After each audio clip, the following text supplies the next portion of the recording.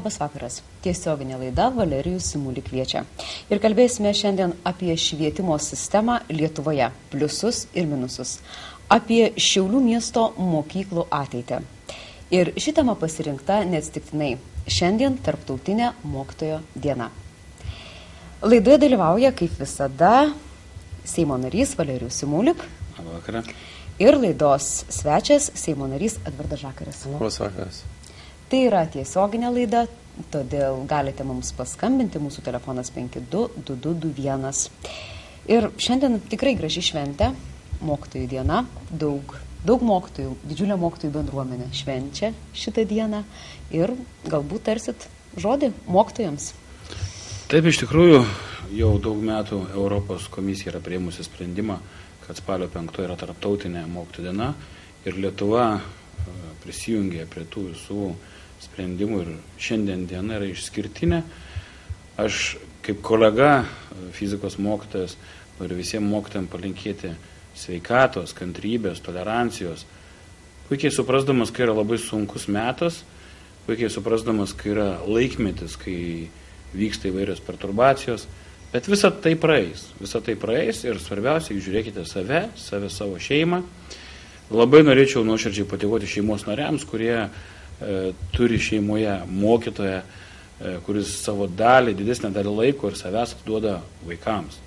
Ačiū Jums, nes Jūs turit žmogų šalia, kuris ne tik tai moko, ne tik tai perteikia žinias, bet pirmiausia atiduoda dalį savęs, savo išminties, savo šilumos jaunai kartai. Ir nuo to, kaip tai bus padaryta, nuo to, kaip tai nuoširdžiai bus daroma, ateitis priklausys vaikams, tiems, kurie dabar yra mažuliukai, ir nuo to, kaip mes gyvensim ateityje, visa tai yra suma sumarum mokytojas. Taigi, mėly mokytojai, už Jums sveikatos. Pone Žakai.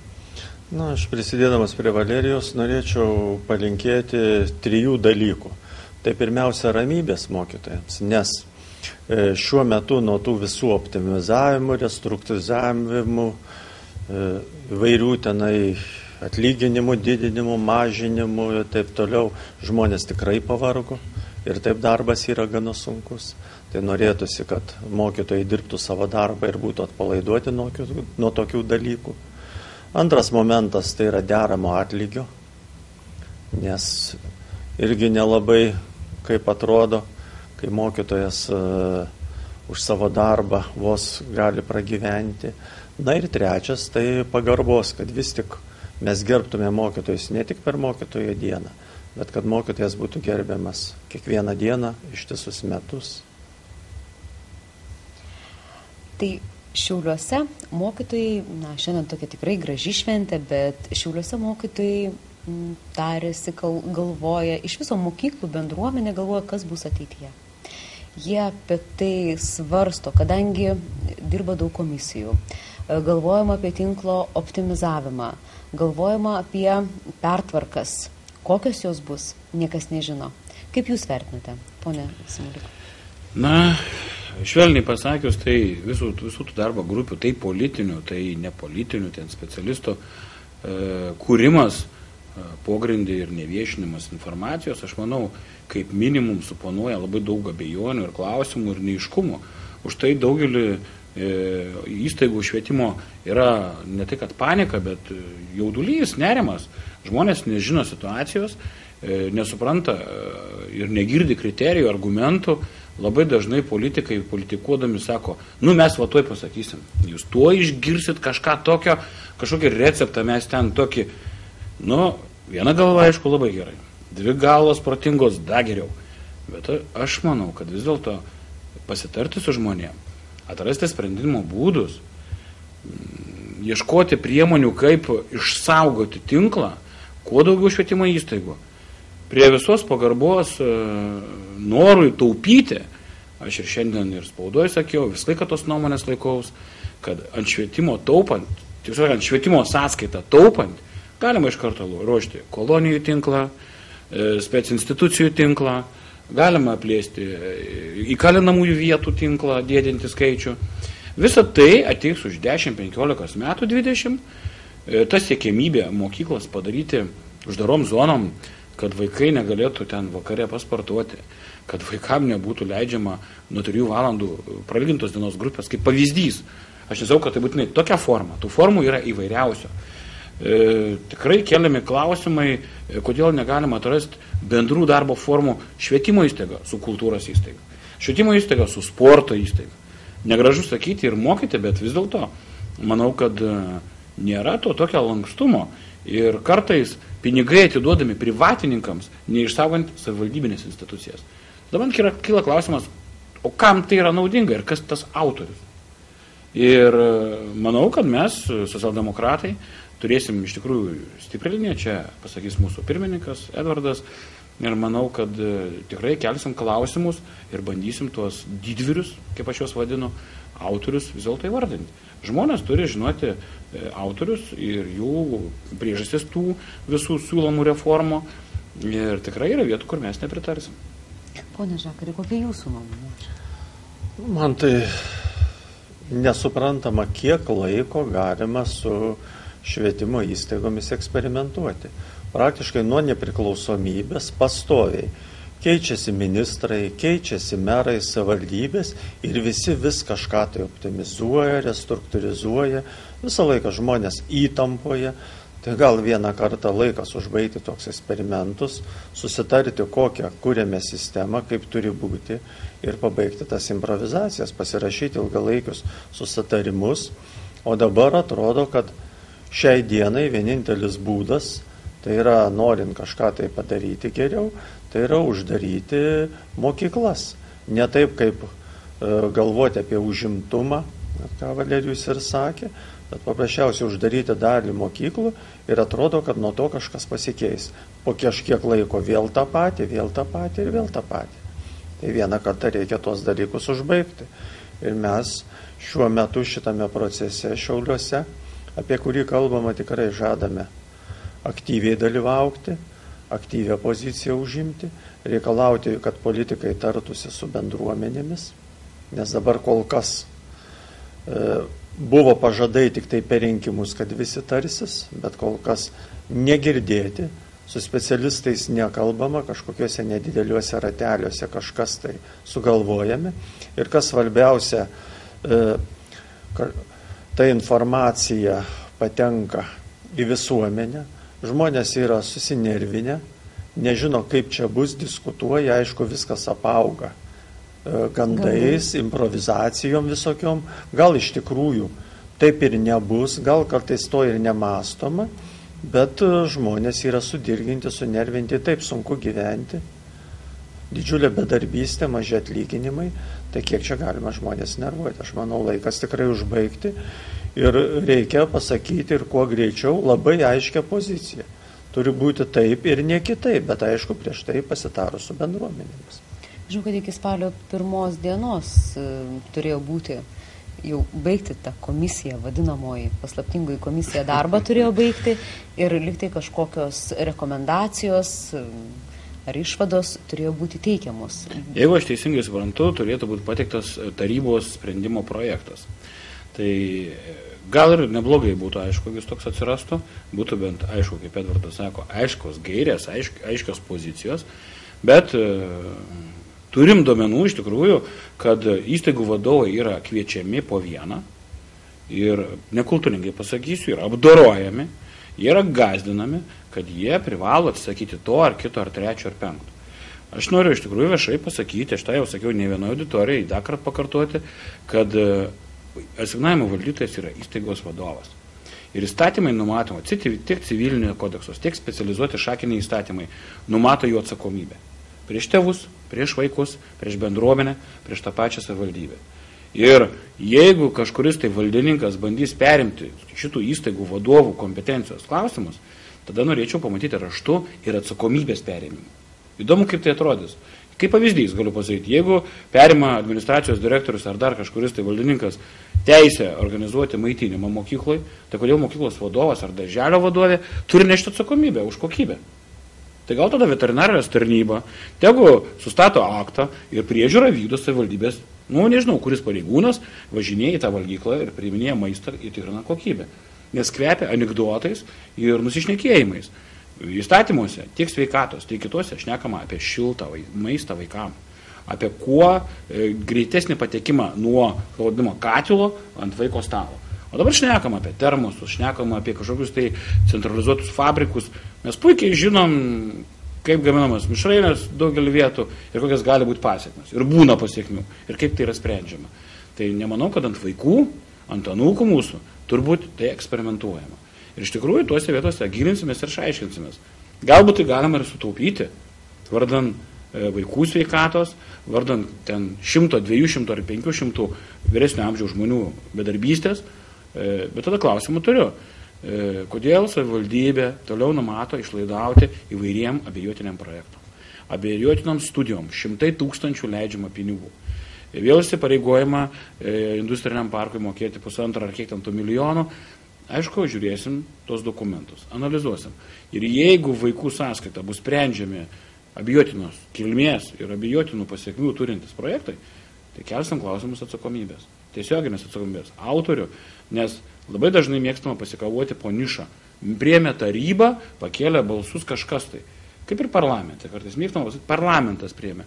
Bet yra žmonės, konkretų žmonės ir reikia žinoti, kuris žmogus, kokią turi savo poziciją.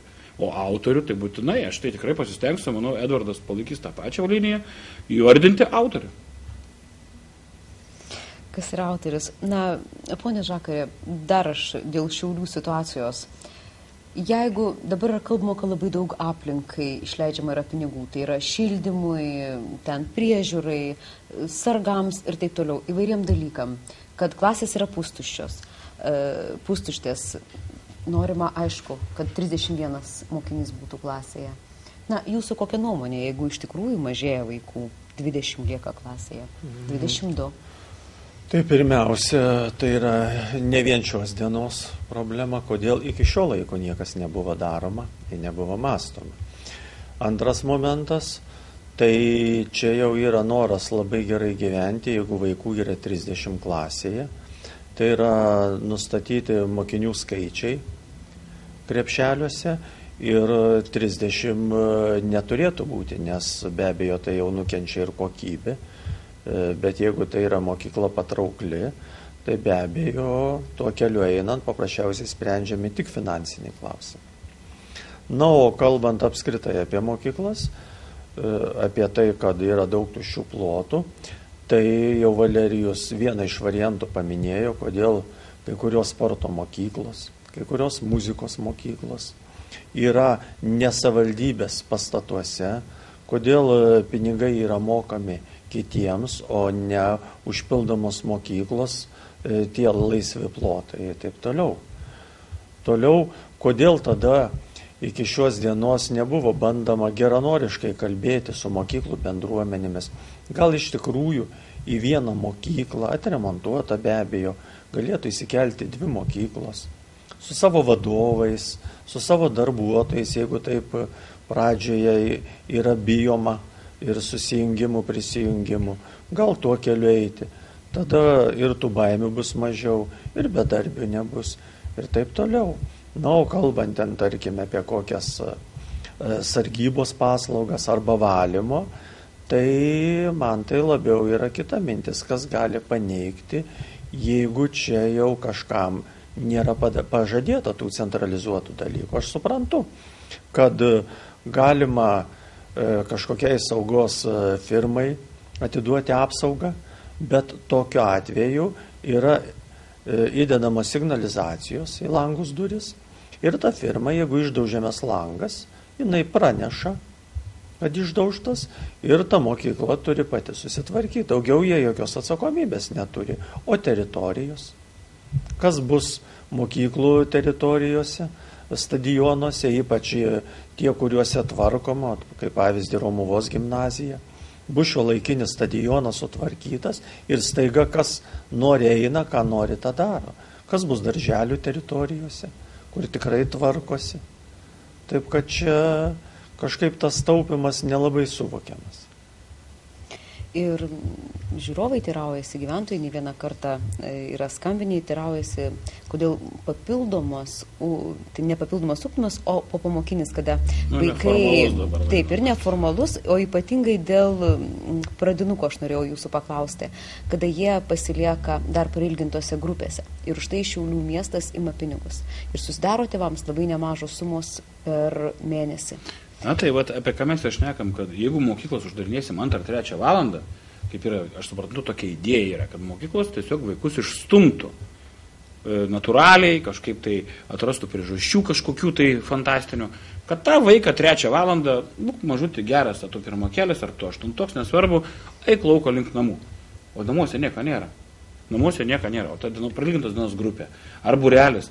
Iš tikrųjų, tai turėtų skatinama, kad tai būtų. Ir tai aišku, tėveliai, jeigu galėtų prisidėti, tai būtų gerai. Bet žinom, kad yra sudėtinga situacija su tėvų atlyginimai nedideli. Tai aš manau, kad būtent švietimo sistema, turėdama papildomą ugdymo valandas, ar dar kažkokias tai papildomas lėšas, turėtų galimybę šitoj vietoje skatinti vaikų kuo ilgesnį buvimą mokykloje, iki tol, kol tėvelis grįš iš darbo, ar močiutė grįš, ar dar kažkas tai. Nes jeigu vaikas bus stengiamasi vaiką bus išstumti iš mokyklos, gatvė jį tikrai priglaus. O gatvės mokykla, gatvės universitetas, ne visada duoda naudos. Aišku, tai yra grūdina žmogų, aišku, tai duoda savų įgūdžių atitinkamų, bet aš netikiu, kad nei vienas tėvas, nei vienas senelis tikrai greičiausiai nenorėtų tos mokyklos, kad jo vaikas ar anūkas praeitų. Ta įtaka, kad būtų didelė. Nuo Liepos 1 šiais metais įsigaliojo nauja švietimo įstatymo redakcija. Tai Seimo nariai matyt, ar kažko ten trūksta, ar savivalda turi didelės galės, kad vis dėlto tokie dalykai yra mokyklose? Tai įsigalėjus naujam įstatymui, tai pirmiausia padidėjo bendruomenės vaidmuo, kaip Edvardas ir minėjo, ir mes buvom bendraautoriai tos didžiulės pataisos, dėl kurios vyko didžiulė batalija ir keletą kartų buvo atkeltas įstatymo priėmimas, bet vis dėlto liko, kad šiandien dienai savivalda privalo su tėvai šnekėtis. Ir tėvai turi didžiulės teises ir galias, tik jom reikia naudotis, jie turi instrumentus.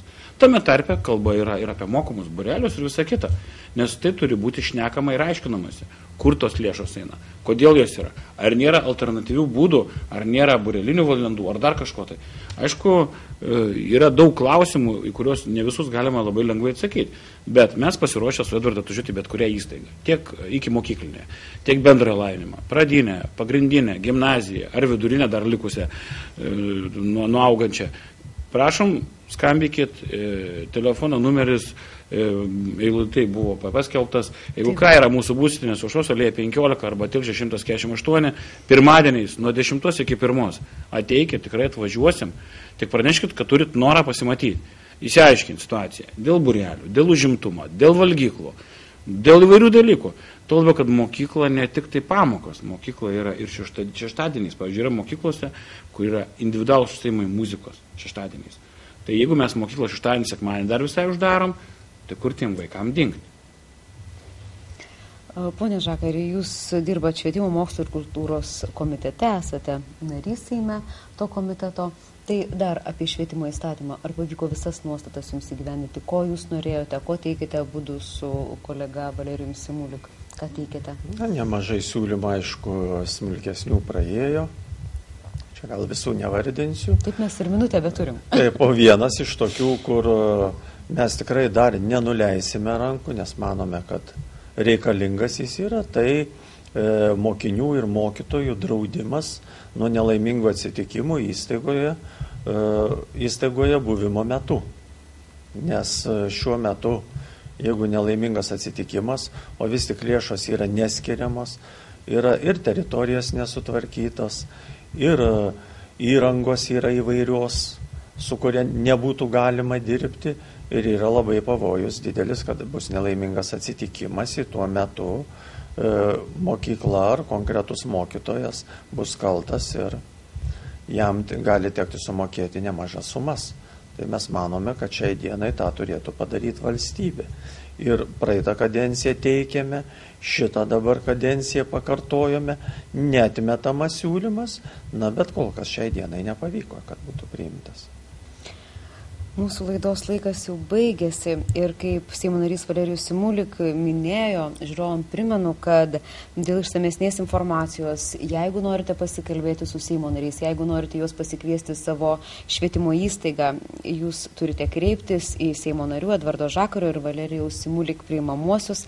Adresai, pasakysiu abu adresus, Aušros alėja 15 ir Tilžės gatvė 148 ir telefonas, bėgantį eilutę visada buvo, jūs jį turėjot matyti ją, 8616194885. Atsisveikiname, viso geriausio. Viso gero. Viso gero.